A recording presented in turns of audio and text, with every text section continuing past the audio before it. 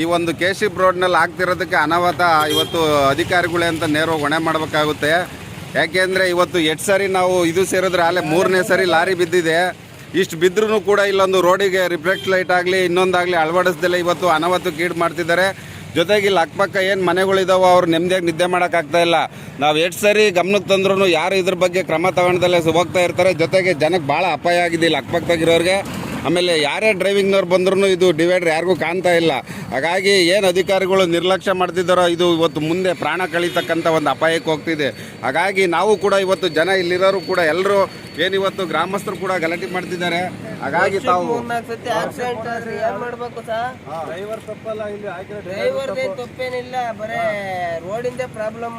Turning ಕಾಣಲ್ಲ, ಬರ್ತಾರೆ ನೋಡ್ಕೊಂಡು ಹೋಗ್ತಾರೆ, ಸುಮ್ಮನೆ ಆಗ್ತಾರೆ ಅಷ್ಟೇನಾ, ಇನ್ನೇನು ಕ್ರಮ ಕಾಣೋದೇ ಇಲ್ಲ. ಕೂಡಲೇ ಇದ್ರ ಬಗ್ಗೆ ಅಧಿಕಾರಿಗಳು ಏನಾರ ಕ್ರಮ ತಗೊಂಡು ಈ ಡಿವೈಡರ್ನ ರಿಫ್ಲೆಕ್ಸ್ ಲೈಟ್ ಹಾಕೋದೇ ಆಗಲಿ ಇನ್ನೊಂದಾಗಲಿ ಮಾಡ್ದಲ್ಲೇ ಇದ್ದರೆ PWD ಇವತ್ತೇನು ನಮ್ಮ ಇಂಜಿನಿಯರ್ ಆಫೀಸ್ ಅದ್ರ ಮುಂದೆ ನಾವು ಮುಂದಿನ ದಿನಗಳಿಗೆ ಪ್ರತಿಭಟನೆ ಮಾಡಬೇಕಾಗುತ್ತೆ ಅಂತೇಳಿ ಒಂದು ಎಚ್ಚರಿಕೆಯನ್ನು ಕೊಡ್ತಾ ಇಲ್ಲಿ ಆಗ್ತಿರ್ತಕ್ಕಂಥ ಒಂದು ಅಪಾಯನ ಕೂಡಲೇ ಬಂದು ಅಧಿಕಾರಿಗಳು ಗಮನಕ್ಕೆ ತಗೊಂಡು ಇದನ್ನು ಏನಿದೆ ಡಿವೈಡರ್ ಇಲ್ಲಿ ಆಗ್ತಿರೋ ಅನಾಹುತಕ್ಕೆ ಹಂಸ ಹಾಕ್ಬೇಕಾ ಅಥವಾ ಒಂದು ರಿಫ್ಲೆಕ್ಸ್ ಲೈಟ್ ಮಾಡ್ಬೇಕಾ ಅದನ್ನು ಕೂಡಲೇ ಮಾಡಬೇಕು ಅಂತ ಹೇಳ್ತೀವಿ.